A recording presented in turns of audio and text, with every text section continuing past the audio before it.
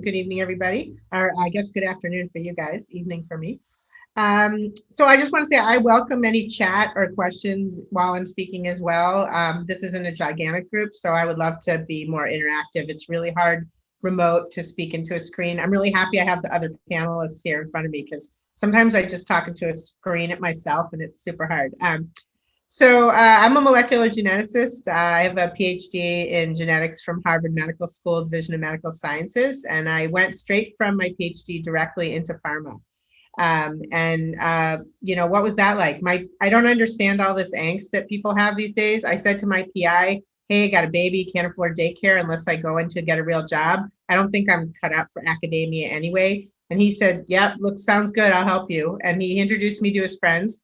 No internet back then, so that was really the only way to get jobs, was to know people and to look in the newspaper. I know you don't remember that, most of you, but so I applied for 3 jobs that he connected me to, and I got an offer from interviews at 2, an offer from 1, and I worked at that company for 15 years.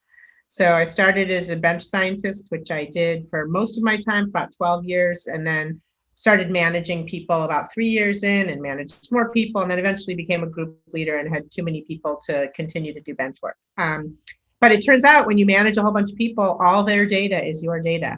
And it wasn't really the pipetting that I liked, it was actually the data. So it was okay. That transition was okay for me. I loved bench work and maybe someday I'll do it again. So then I switched after 15 years. It was BASF and Abbott. Abbott bought BASF's pharmaceutical division halfway through my time there. I was in the same office, but the company went through a transition. But I worked on immunology, small molecules, and antibodies. And then I didn't look for a job, but a job came to me. I was ready to make a move, and a friend having lunch with a friend, and he said, hey, I'm starting an RNAi company with Craig Mello. He just got the Nobel Prize. Do you want to come work with us? I'm like, that sounds fun. So I did. And that's the best way to get a job, when they come get you. And I can talk more about that transition if people are interested. And then I went to for-profit biotech for almost 4 years, and then laid myself off because the research staff, we didn't make a deal. So a drug went into development and all the money went into drug development and all the research staff was laid off. So I essentially laid myself off, me and my team. So, and that was the first time I ever looked for a job by myself. So I had about, it took me about 4 months, if that's helpful at all. And I know everybody, and I knew a lot of people then. So you should understand that looking for a job always takes time, and it takes intentional effort and work. But the job I was looking for wasn't the job I got. The job I got was the job at Addgene, to be the head of Addgene.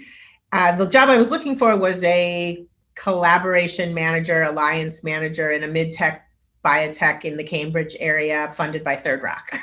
And so I was networking my way to that job. And then the job at Addgene was not advertised. I had to know people. It was a recruiter-only private recruited position. But through knowing people, I knew the executive director, the previous executive director and founder of Addgene. I knew board members. And one of the things that made me qualified to come to Addgene was that I actually had done a lot of nonprofit work, not for money, in my career. So way back in my years at BASF, I realized there were no women anywhere around me. I spent whole week at meetings with not seeing any other women. And I was actually, as a senior scientist there at that point, I was the 3rd most senior woman in the organization. And I was just a senior bench scientist, essentially. So all the other women that had been there left for various reasons related to inequities for women in science. And I was like, what is going on? So I started our local association of the Association for Women in Science. There was no chapter in Boston, which was crazy. I called the national organization. I'm like, crazy. And they said, well, there used to be a chapter there. But when Title IX laws got upheld by the Supreme Court, the chapter folded because we were all done and everything was fair and equal and there weren't going to be any problems. So I was like, that is not happening. So I started working on many nonprofit initiatives at that point, working with Healthcare Business Women's Association on their mentoring. And now I've done many years of work helping nonprofits, postdocs, grad students, other organizations start mentoring programs and facilitate them. And I'm on a number of different boards, and I advise many different nonprofits, BU Graduate Women in Science and Engineering, the Scientistas, I am the vice chair of the Seeding Labs board, which is a really cool nonprofit which we can talk about if we have time. And I'm still the the founder and the ex-president of AWIS. So I'm a big supporter of the chapter and do a lot with them. And now I get paid to work in nonprofit. So I've been at Addgene for 11 years, and I think most of you hopefully know what Addgene does. It's a nonprofit collection of plasmids and other research tools for molecular biologists and scientists in all different scientific fields. And we're about 100 people now. This is Addgene here. The lab is a couple hundred feet that way, and there's about 20 people on rotation, picking and shipping about 800 items a day. We ship about 300 to 400 boxes every workday to scientists in 103 countries. Our last country was Botswana. So it's a really super rewarding job. I've always been very interested in open science and collaboration, which is another narrative through my career, even from grad school. And so this was a really natural fit for me and for my interests. And I love working in nonprofit. I took a winding path here, but you don't have to necessarily do that. I really wouldn't have been qualified to run a company if I hadn't done all the other things I did, because I needed to learn business development and project management, and knowing a lot about the for-profit space really helps me in my job, because Addgene is a profit and loss. We have revenue at Addgene. And so understanding how to do, I think all nonprofits should actually be just run like really good companies. They shouldn't be run differently. And that's a kind of a misconception. So that experience really helps me run Addgene. And there's a lot of human resources issues as well. And I've always been very interested in people management. So that's my story. And I'm happy to answer any questions. And I look forward to hearing the other narratives. Awesome, thank you. So I just want to give a little bit of personal story with Joanne also. I know Joanne for past couple of years, 3-4 years, when I was at UIC, not UCI, which was U of Illinois, Chicago. And we did our very first symposium, career development symposium in Chicago that time. And that was the only first one where it brought all the Chicago-based universities together. And Joanne Kamens was the keynote speaker at that. And when we were looking for the speakers, I'm like, everyone kept suggesting, like, have you talked to Joanne? Have you talked to Joanne? Joanne Kamens. I'm like, yes, we need to talk to her. So thank you. That was wonderful. And the second part was I actually did interview for Addgene because I really loved the company. They did have an outreach scientist position, which was cool. I'm like, outreach scientist? And they said, like, well, you'll be really good at it because you're a really outgoing person and you're a great scientist. Why don't you do that? I interviewed, but I guess I just could not take from Chicago to Boston cold and snow. So therefore decided to move to Southern California. But I look forward to working in future together. I should say we have, 50 PhDs at Addgene. Not only about 5 of them do bench work, and they're all really happy and love what they do. And it's really, they all do cool and interesting things. So yeah, no, it was fun meeting the whole team. That was amazing. Was it? So let's go to Alexandra Prakuda now, Sasha Prakuda. Do you want to walk us through? And I'll give you a little bit of how I know you. Tell us about your career journey and how you got to where you are. Gotta unmute first. Hi. Yeah. So I went and got my BS in biology at Penn State, and then I just kind of didn't have a lot of guidance about where I was supposed to go after that. I just knew I wanted to go to grad school, but had no idea about do I get a master's first, a PhD, or what? So I just kind of did a lot of biology jobs, random ones around the country, a lot of which involved interpretation of science to local people that were interested, and also to like farmers and owners of land that we were trying to work on their land and kind of letting them know what was going on. And then I went back to grad school and to get my PhD right away. And actually all that work really helped with getting the PhD itself, but also to then kind of get involved with community outreach programs and starting up my own science communication organization, where you just kind of have different scientists come and meet from different universities and talk about, especially grad students, just so like you know what's going on in other departments. I feel like you get very isolated when you're doing your research, and it's hard to know what else is going on out there. So I realized that all these outreach things that I was doing during grad school, I was really enjoying those. And those were kind of like times that made me really happy and feel like I was fulfilled in a way that I wasn't necessarily with just research. So, and although I really loved research and bench work and all that, and field work especially was my thing, but I realized that I loved this even more.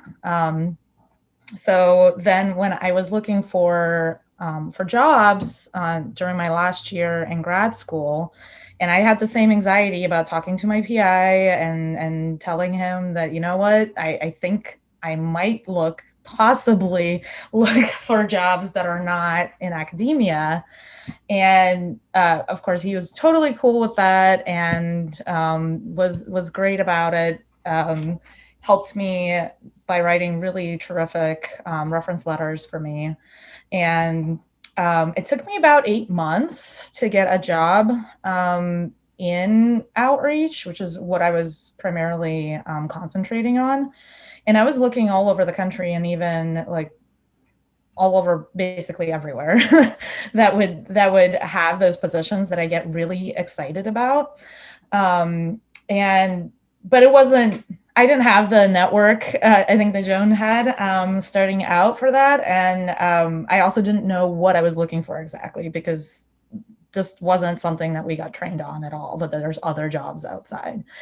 And so I just kind of was feeling along as I went on it. And when the opportunity for this position at the Chicago Council on Science and Technology came up, I just got stars in my eyes, I was just like, this is exactly what I want to do.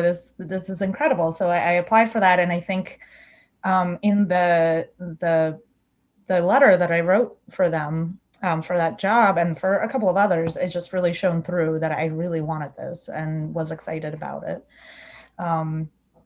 So that was kind of how it started. And the Chicago Council on Science and Technology, what we do is we put on free or very low cost programs. What used to be all over Chicago in the Chicagoland area, but now is completely virtual due to COVID. And we were able to pivot to that pretty easily.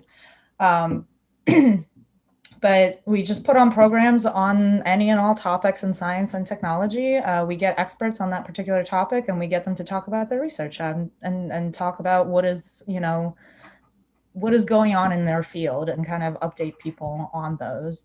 And our audience is the general public. So anyone who's interested in learning about that specific topic can just join onto one of those, and then they can ask questions from the experts and kind of break down any barriers.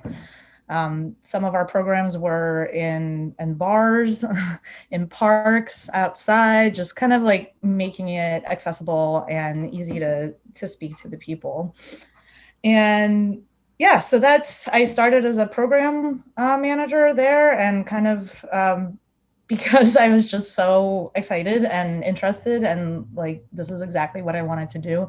I kind of got my fingers in all the different departments and was talking to everyone and trying to like learn as much as I could about running a nonprofit and what's involved. We're a very small one. It's only 4 full-time people, and with some part-time and volunteers. And it was pretty easy to kind of like figure out what was going on in different departments.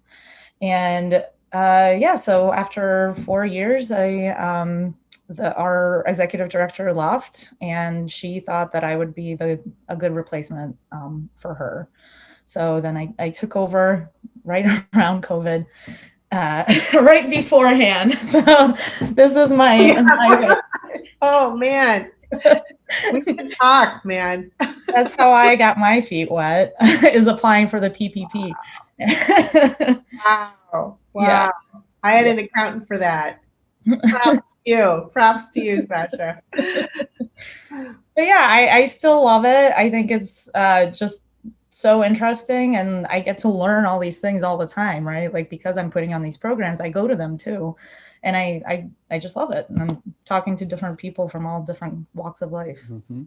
That's interesting. Thank you, Sasha, for sharing. So, I mean, when I was in Chicago, of course, as I was saying, networking, I knew pretty much, like, I wanted to know everyone in Chicago. And then one organization, of course, like, I was like, they're doing amazing programming, Chicago Council on Science and Tech.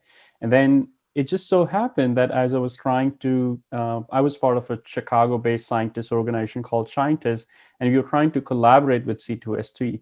And then suddenly my friend from Philadelphia came. She's like, I'm coming to Chicago. Do you want to meet up? And I said, sure. And she's like, is that okay if I bring a friend of mine who just moved from University of California, Riverside, to work here in one of the councils?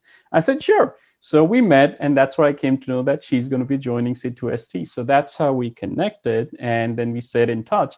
And we did collaborate a little bit here and there, but I think, there was a bigger initiative we were taking to bring all the Chicago-based scientist organizations together. But that just didn't go very far because I moved to Southern California. So that has led to a lot of changes since then. But thank you, Sasha. That was very useful to know that, you can really make a career out of, like, how the way you communicate science when you're a PhD postdoc. You really have to change the language a little bit and communicate with the lay audience and really be able to make living out of it. That's awesome. So let's go over to Keith now. Keith, I would like to know about your career journey, and then I'll give our special story, how I know you in the end. Please go ahead. Okay, great, fantastic. So, yeah, I was really happy to hear the stories from Sasha and Joanna, because I think they both, made a lot of really great points. And, we talk a lot about networking, and that's been my experience as well. But networking comes in a lot of different flavors. There are different ways that you can network. And I think the way I like to describe how I approached it was just try to say yes to as many different kinds of things as you can. Now, a lot of you are graduate students right now, and so you may fear that anytime you spend doing something outside of the laboratory is taking you away from what you really want to focus on in your career. But a lot of people, as you know, a lot of people will not end up as academic researchers.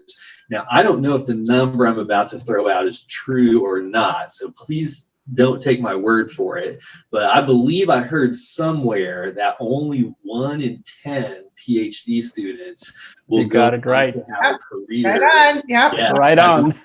So for the 90% of us, it's really a lot of the things that you're doing outside of the laboratory when you're in graduate school that are actually going to help you in your career, because probably you're not going to go on to be a junior version of whoever your PI was.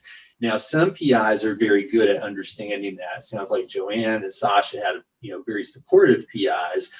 I did not. My PI was very much interested in, I want to churn out little versions of myself who are going to go work in academic laboratories and be PIs.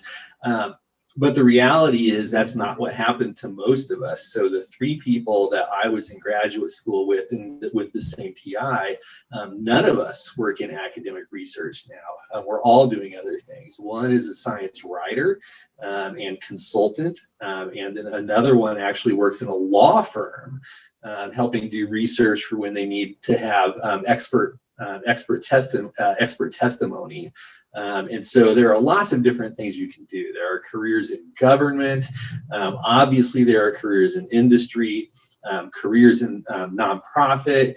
And I just wanted to echo something that Joanne said too, because this is absolutely true. Good nonprofits are run like businesses.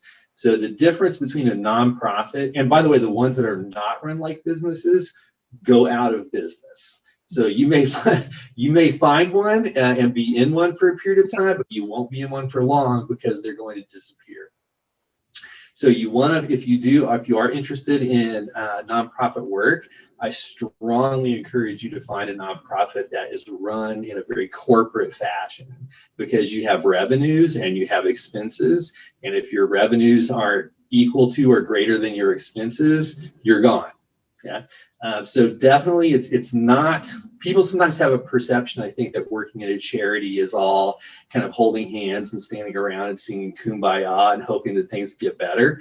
That is not the case. You have strategic planning, and out of that strategic planning comes a set of goals and a set of objectives and a set of key performance indicators, and your pay and your continued employment is going to depend in some way, at least, on you executing against those key performance indicators. And so it is very, very business-like.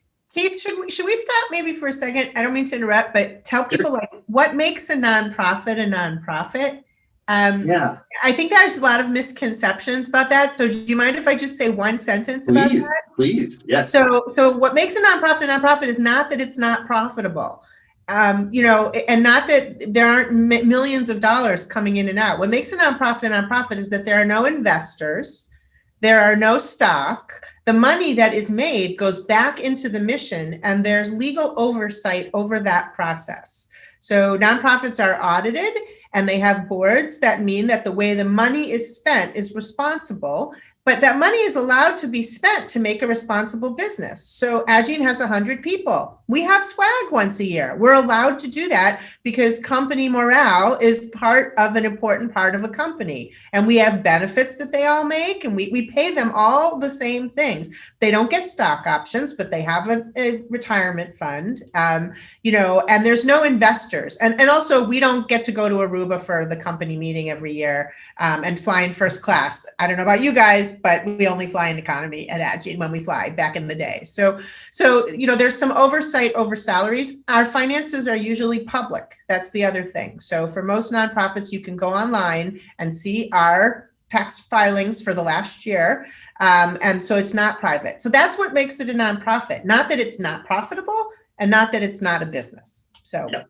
Sorry. Okay. No, that's 100% correct. Yeah, I'm glad you said all that. So essentially the difference is there are no shareholders that you have to return a profit to. That's it. So you really can be totally focused on your mission. Now, a lot of for-profit companies have mission statements as well, but the reality is that the true mission is to return profit to the shareholders. And I'm not saying there's anything wrong with that. That's part of life. It's human nature. It's how we work. But that is the difference between for-profit corporations and nonprofit corporations. We're still corporations, and we still act like corporations. And the work, by the way, can still be lucrative. I can tell you that when I switched from academia to my first nonprofit position, I got a 30% raise. And when I switched to the position I'm in now, I got another 30% raise. So there's money to be made. And as Joanne mentioned, you can go online and look up these financials. And I would encourage you to do that. And you can look for something called a 990, which is a tax form, but it will lay out a lot of the financials for a nonprofit. And they even have to show how much their top executives are paid. So if you're ever curious and you want to look and see how much money you can make in nonprofit, I would encourage you to take a look at a 990 from American Heart Association, American Cancer Society, and I think you'll be quite surprised at how much a PhD can make in the nonprofit industry. In terms of my own story, I started at Indiana University, where I got my PhD. And then I went on to do a postdoc at Loyola University in Chicago. And that's really where I started to begin to look outside of academia. And just, again, I was asked to do a number of sometimes small things like, hey, we need you to, we need someone to write a small piece for our newsletter. Okay, I'll do that. So I'm going to meet several people when I'm writing that piece for the newsletter. I'm going to meet the people who put it together. I'm going to meet whoever I'm interviewing for the newsletter, et cetera. And then my PI asked me to join a group in a professional society called the American Association of Anatomists.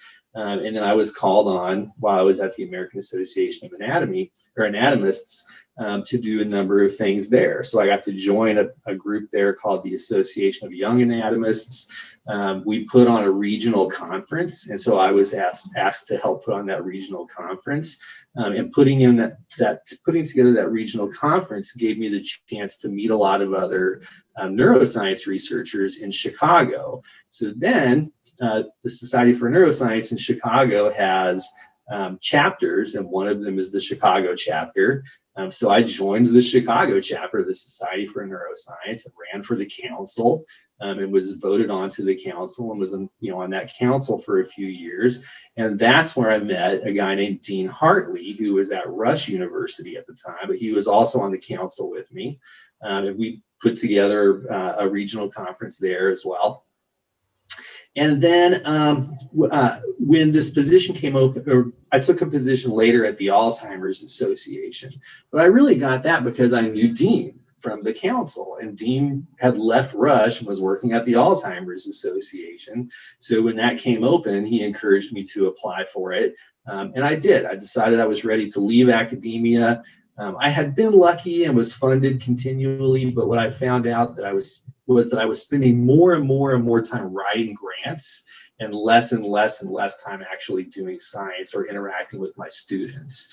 And that was what I enjoyed the most, was that piece of it. And so I was ready to leave academia, and did. And like I said, my first position in nonprofit was at the Alzheimer's Association. I was director of scientific programs and outreach there. And that was a very large nonprofit group. So we had an annual budget of about $500 million per year. And we had about 2,300 employees spread all across the country, brick and mortars in every state. And that's very different from where I am now. I did that for about 7 years, and I was recruited to come join the Charcot-Marie-Tooth Research Foundation as the chief science officer. And I started there in August. And this is a much different kind of organization, very, very small. We have 5 employees, and our budget is about $2 million per year. So very different. Both situations, though, I would agree, are very businesslike. In the big company, I had responsibility for a small piece of that, but still had to meet those metrics, and we were judged on that every year. And whether you got a pay raise that year or not, or a bonus that year or not, was based on whether you hit those metrics.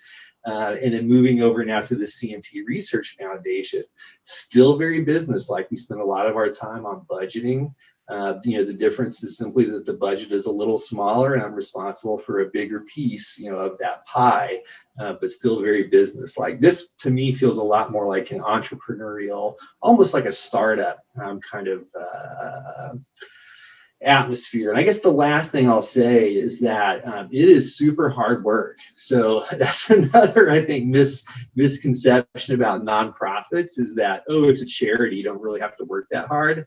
That is not true at all. I actually work harder now as working in nonprofits than I ever did working in academia, which surprised me quite a bit.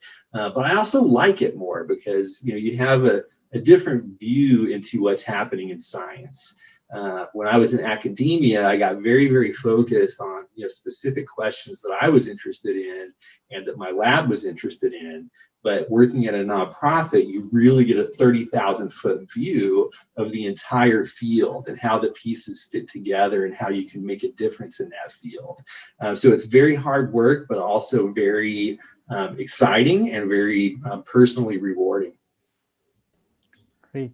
Thanks for giving that that idea that in nonprofit, what you're working is, it's like really you get a bird's eye view, and you get to look at a bigger picture compared to academia, where you are really super specialized and you master of that small field, which only sometimes matters to you or the granting agencies or the papers where you're publishing. So that was very nice to know. Just a little bit of background about how I know Keith. So when I was in Chicago postdoc, and I was trying to get out of my postdoc, and I was looking to go out and network with anyone and everyone. And then I started looking on LinkedIn. I would highly recommend people to go look on jobs, because not only that you can look at the job which company is posting, but you can also see, who are people who are working in that company. So that's how I came to know about Alzheimer's Association, because my work, postdoc work, was in neurosciences. And then I saw this position being posted, and I was like, oh, then I started looking at people who work in that Alzheimer's Association around that position. And I said, Chicago, Loyola connection. I could just write an email to this person or LinkedIn message to this person. And then somebody say, why are you going to write to him? Did you see that he's a director level person? He's probably never going to write back to you. I said, okay, well, it doesn't harm in trying. So I wrote it, and I can say, like, within a couple of hours, Keith wrote me back saying that, all right, you want to talk tomorrow? Let's talk. So we talked over phone for 30 minutes, and Keith really gave me an overview of the whole Alzheimer's Association, how the company or the organization is structured, and where this position was going to be. And it was really an eye-opening thing for me to, again, it was sort of like confirmation that networking helps. And don't hesitate to write to people. LinkedIn is your way to go. People are always ready to help. And that was very useful. And that's how now, look, we made those connections, and I'm able to again write to Keith saying that, hey, Keith, I know that your email address have changed because you were somewhere else. I want to, I want you to come and talk to our students. And he was like, yes, let's do it. So that was amazing. Thank you. So I have more like all of you touched in some form or the other, but then there's a question about more like how the nonprofits are structured compared to that of for-profit or industries or government sector, or even like sometimes, we confuse that, okay, academia is a totally different thing, but academia is also a nonprofit, but then academia is structured very differently. So once you talk about the structure and organization, we want to know how it is, what's the pace of work? Keith, you mentioned it's really fast, but we want to know how fast or how different it is from academia doing research or an industry. And the most important one, the funding. Where do you get the funding from? So we can start again. We can start from Keith first. Just get myself unmuted there. Sure. In terms of the structure, as Joanne mentioned, it is it can be very corporate, especially for a public charity. And you have a board of directors, and it's ultimately the board of directors that is in charge of everything. And everyone who works for the organization, really works for the board of directors. And then the board of directors generally will give directional input into a CEO or potentially a president.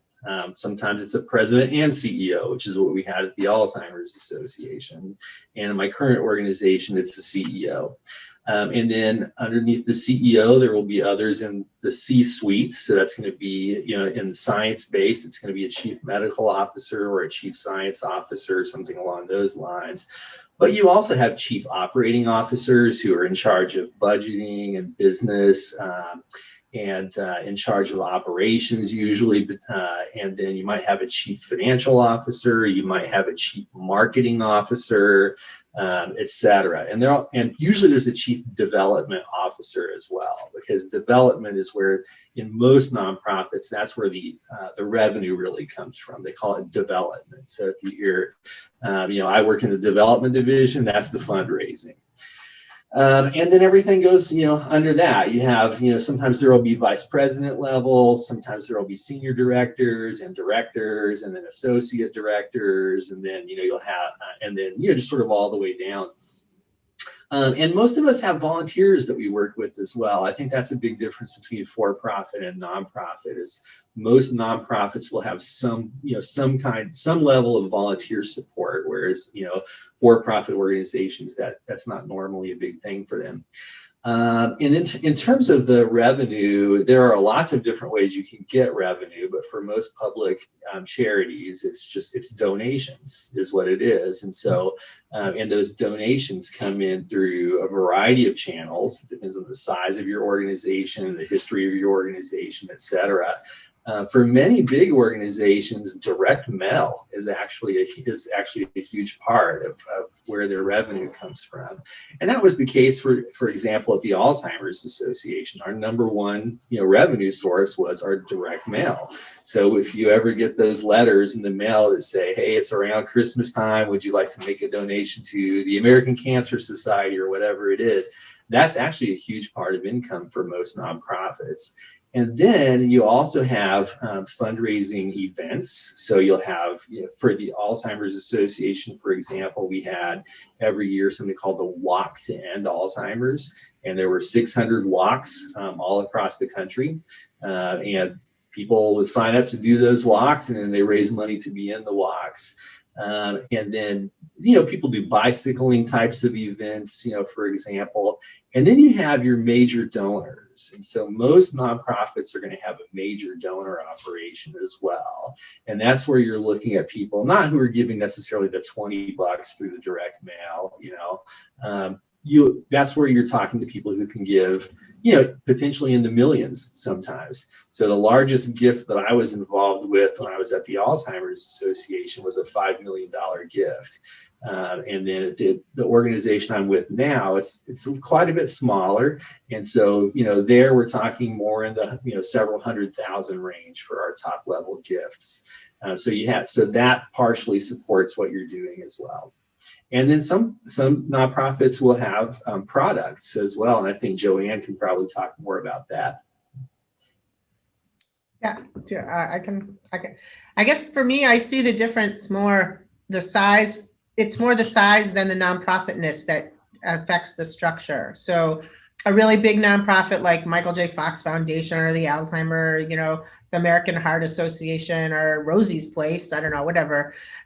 Those really, really big nonprofits have a very corporate structure with, officers and all, and then there's a lot of smaller nonprofits which are more startup-y, and and just startups in general have a more flat structure and are a little more nimble. Adgene's somewhere in the middle. We're 100 people, so we're not giant like the Michael J. Fox Foundation, but we're not the 5 or 6 person startup, that you have, right? So, which, so to me, it's more about the size that dictates the structure. I mean, in all cases, the board hires the chief executive and then they hire everyone else. And the board is the boss of the chief executive, and they're legally responsible for the finances primarily. That's their primary legal responsibility, is financial oversight. They often get involved depends on the type of nonprofit, how involved the board is and other stuff. And I would say one other important source of revenue, I can talk about, we make our money at Addgene mostly, but is grants.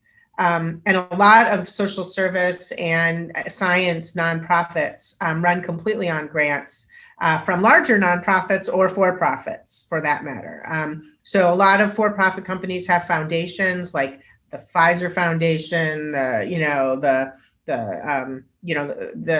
in my sphere, it's a lot of pharma companies have foundations and they have grants, and then NIH and NSF have grants for science education. Addgene Walmart. Pardon? Even Walmart. Walmart, right? The Girl Scouts, right? Like there's a lot of places where you can get different. And so one of the art of many nonprofit leaders is finding the grants to apply to and being good at writing grants. So learning how to write, always going to be important.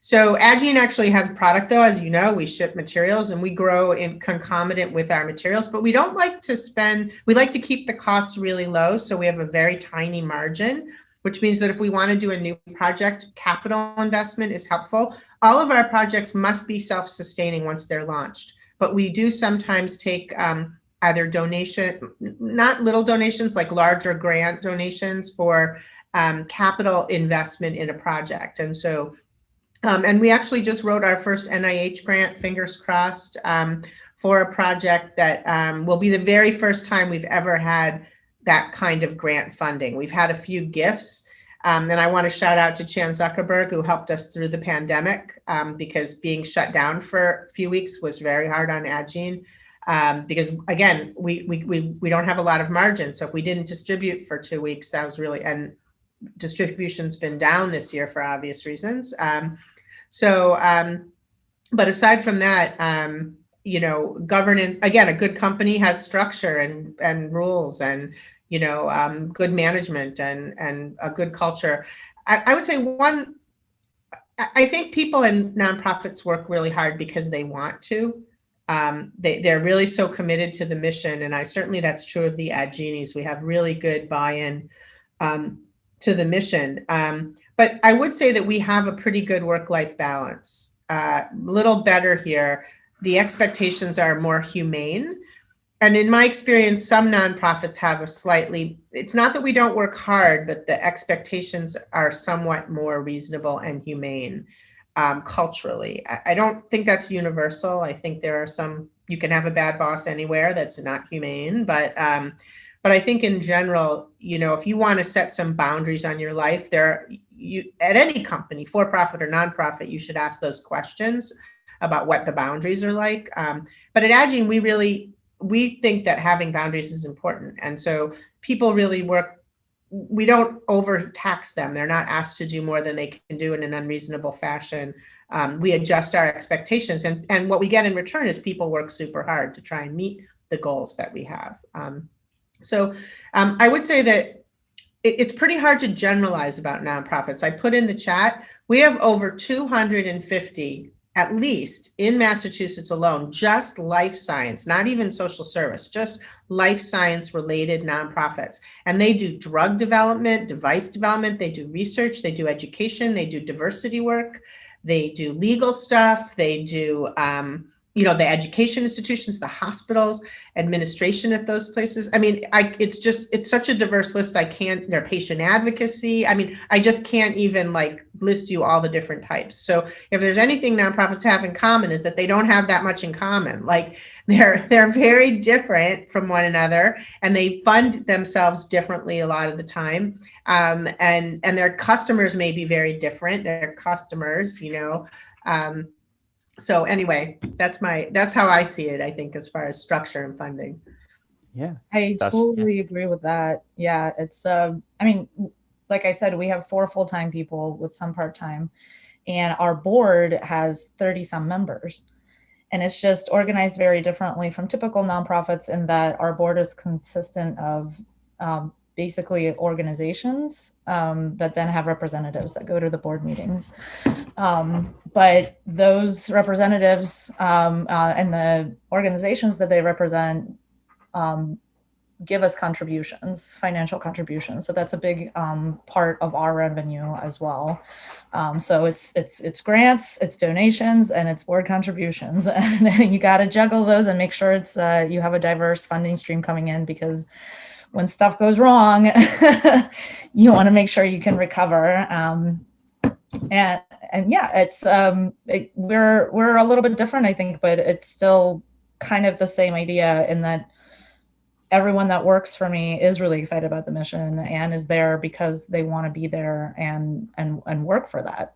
And there is personal gratification and satisfaction that you get from that, for sure. Great. So I'll start taking our audience questions. During the registration, I asked you questions, and a lot of you had tons of questions. So we are getting close to the time where I think we can start transitioning to audience questions. So out of all the ones I got, I think there's one which kept coming up was, how do I know what kind of nonprofit I want to work in? And also, compared to getting into an industry position or something, there's always internship programs, so you get some experience and then you get the hands-on training, you get into it. So the question is, how do I know I want to work in Agene or Alzheimer's Association or a SciComm kind of nonprofit? And are there any internship positions available, how I can get that experience? We have interns for sure, and sometimes those interns turn into full-time employees. Or part-time employees. Yeah, that happens all the time. And it's a good way to figure out whether you like being there or not, whether that's something that you're passionate about. And yeah, and whether you fit into the culture of that particular organization, which I think is important. Yeah, and I kind of knew that I wanted to do SciComm from the get-go. I'm not sure how I got to that conclusion, but I guess I just did a lot of different things, and those are the things that I enjoyed most, and that's what I realized. So yeah. Great. I think any organization is, you don't know really, and I would say it's not your last job; it's just your next job. So once you leave academia, it's just your next job, and if it doesn't work out, you learn something, and different doors open. And I would say wherever you are, I can tell you a little anecdote about this. Some friends of friends bought an apartment, and they finally were living in this kind of rundown apartment for many years. And then they bought their own home, their first home. And the last day they're in the apartment, the husband was fixing the bathtub. He was putting caulk around the bathtub in the rental. And his wife came in and said, "What are you doing? We're leaving this dump. We're going to our own home." And he goes, "Do you think I want to caulk the bathtub for the first time in my own house? I'm going to practice while I'm here." So if you're in a position, if you're in a job that's not great for you, just learn everything you can and meet all the people you can and do your best, because you never want to do bad work. You don't want to, do it with your heart, but caulk the tub. That's in my head, if things aren't going well, I'm like, who am I meeting? What am I learning? Like, caulk the tub, and then you just take those skills to your next position. So there is everybody asks me this, how do I know? You cannot know. I'm going to be straight about that. You cannot know. So get over knowing. There is no knowing. There's just trying, That's such an interesting thing you bring up about, like, us academics, we always have for a long time, we've had this like a linear path. Okay, I'm going to do BS, I'm going to do a master's, PhD, and postdoc, and then I'm going to get faculty. And once I'm not able to become faculty, if that doesn't happen, now what? But I think you bring up a really good point, that have an open mind, try to get as much experience as possible wherever. And you said, like, become part of organizations, just commit to it, that peer pressure is going to make you do things, and then just use that as an experience and to put something on your resume, so that when you're going for interviews. I remember when I was interviewing, nobody asked me about my postdoc work or grad school work. And I was like, I tried to talk a lot about amazing science, but they said, tell me about this Giantist thing. What was that about? Tell me about like this postdoc association symposium you guys did. So I think that really played a lot of big role in my being successful there. So Keith, what do you think about some of the, how people should, because you were postdoc and faculty, and then you got into this thing, and then you transferred to something else. What do you have to say about that? Yeah, I would agree with Joanne. I think that you really can't know. I think you do want to try to meet the people who work there, and if you can have honest interviews with them. Some will be honest and some will not. And ask as many questions as you can. And then you just have to really do it. And your personality is going to change the culture as well. So it won't necessarily be the same after you get there as it was before you got there. And that's right. It's sort of, it's not your last job, and that's true in academia though too, right? I mean, a lot of people, even if you get a tenure track position, you may get another tenure track position at another university. But it's just going to be the same somewhere else, like it's not like, it's not like I've worked 4 different careers essentially, that is a difference from academia. It's not going to be the same job to job. Yeah, that's true. Yeah. So I have a question, because whenever I do these events, I start with accepting the reality of pandemic, and we are in the middle of pandemic, and there's a lot of things coming up, especially for a position like a program like mine, and I'm sure a lot of nonprofits and industries, everyone's struggling. So I want to know, how has pandemic affected the job sector you are in? Maybe I'll start with Sasha, because Sasha, I remember when the events used to happen in Chicago, everything was in person. It was amazing networking after the event. How has pandemic affected your nonprofits work? And how do you even know how the way you have innovated is really having the same level of impact what it used to have? Well, that's a difficult question. We were doing live programs, in-person programs every time, but we were recording and live streaming some of our programs already to begin with. So, and every Friday we worked from home. So actually, when pandemic happened, we're like, oh, well, I guess we'll just live stream all our programs and do it that way. And then just have those programs then live online. And and our workflow also, basically we did what we did every Friday, but now every day. There are a lot more Zoom meetings, obviously.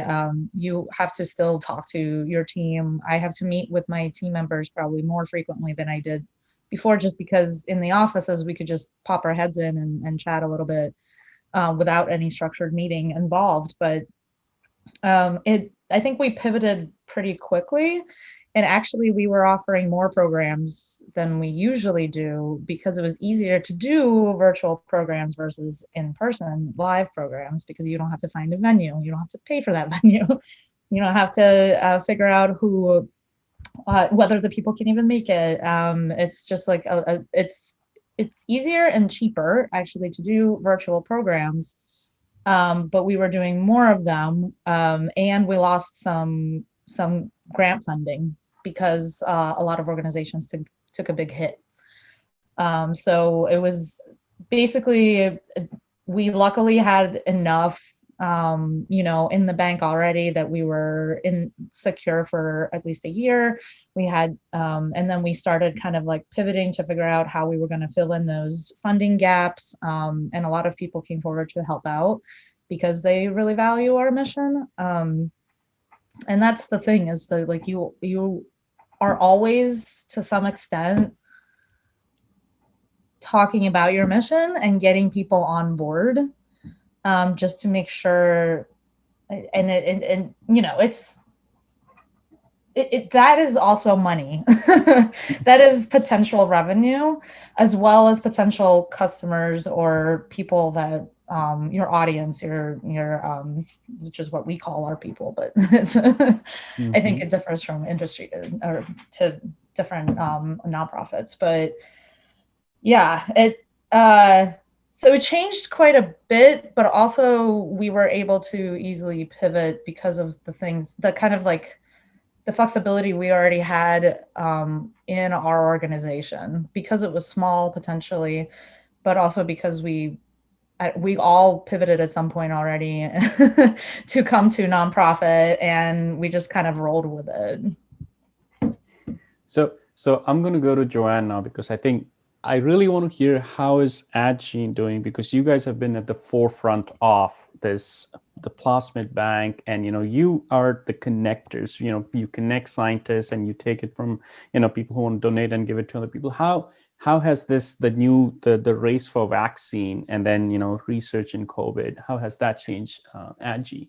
Yeah, it's fascinating. Like, we can watch the world open and close by where we're getting requests from. The data are fascinating. So for people who like data, we have a lot of sales data, which from a science perspective is quite fascinating, because we ship all over the world, every country that has a scientist, basically. And so watching, China come back and Europe disappear, and so we're doing that a lot because we're so revenue driven.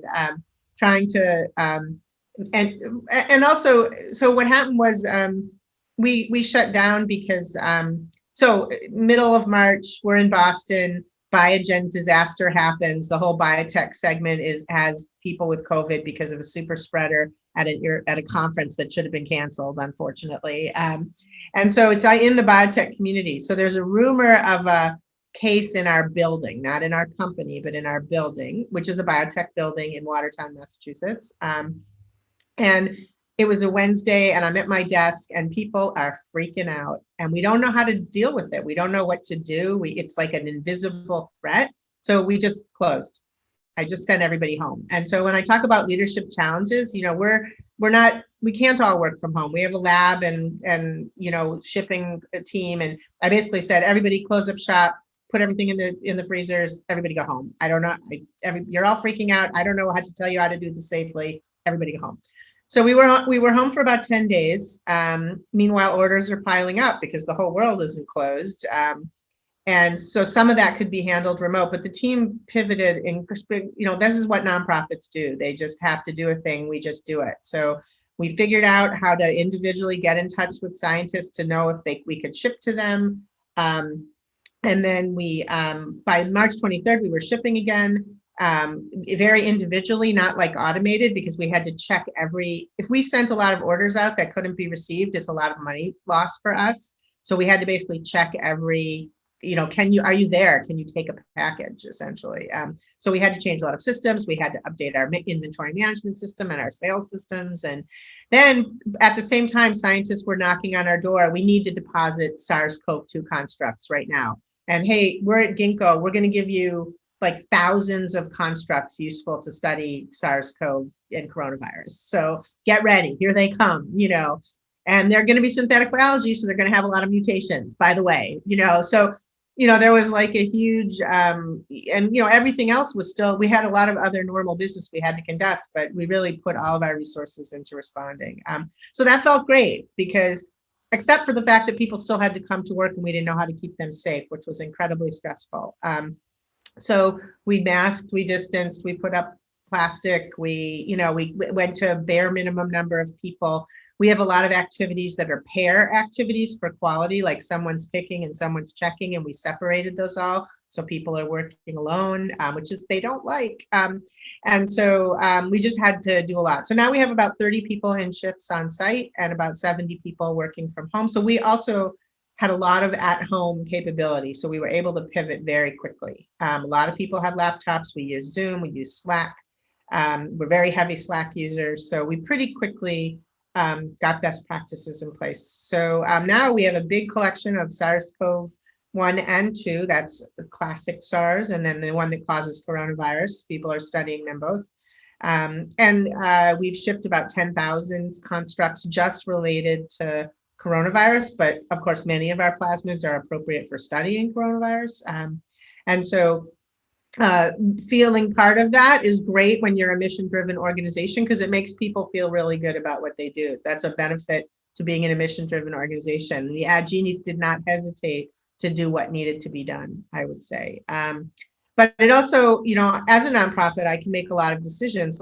So we've had 4 mental health days where a couple days in advance, I just say, everybody's getting a little tense, go home, everybody go home.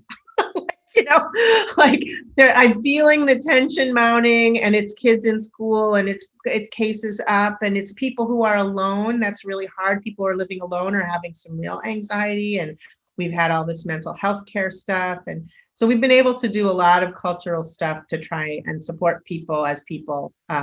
We don't see people as resources. We see people as people. They're not the Xerox machine. They are the heart and soul of any nonprofit. So I think that it's really been a challenging, as I say to any leader, this is a tough time. It's really, really hard. So kudos to anybody who's nonprofit or for-profit that's living through it. Yeah. Yeah. So Keith, I want to know from you, because your organization worked with CMT research, and how do you see priorities have changing, or has your research and the focus has taken any hit, whether in terms of research or funding or the functioning of the organization? In terms of the functioning of our organization, I would say no, it hasn't changed very much, because when COVID started, I was still at the Alzheimer's Association, and we had a big change there, because we were 95% of us working in an office. We had a few people who worked remotely, but not many. And so everyone had to sort of change to go, set themselves up at home, figuring out how to get your computer home. Do you have the right kind of technology there that you need? Do you have the right kind of environment there that you need?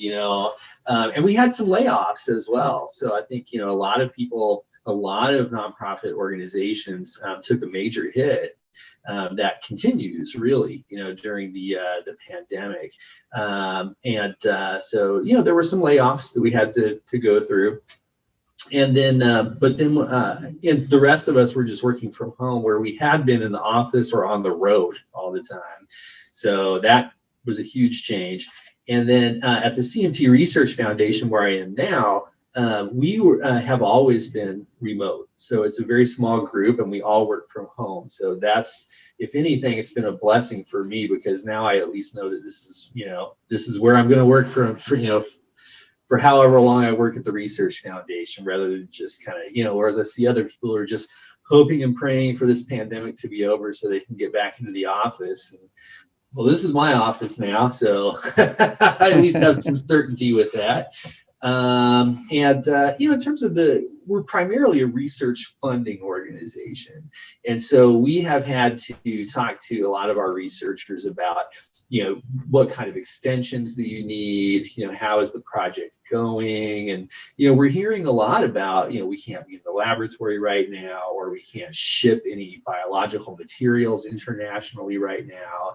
And so a lot of projects have slowed down, and we've had to kind of reschedule some of them. We thought we might get results in November. Well, now it looks like maybe we're going to get results in February instead.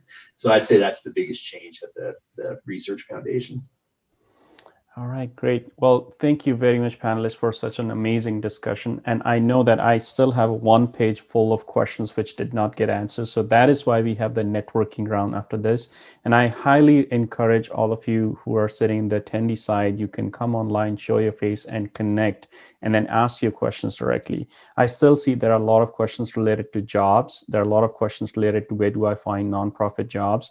The questions related to how should my resume look like compared to if I'm applying for industry, nonprofit, or any other jobs, and also where do I make these connections. So we're going to cover that in the networking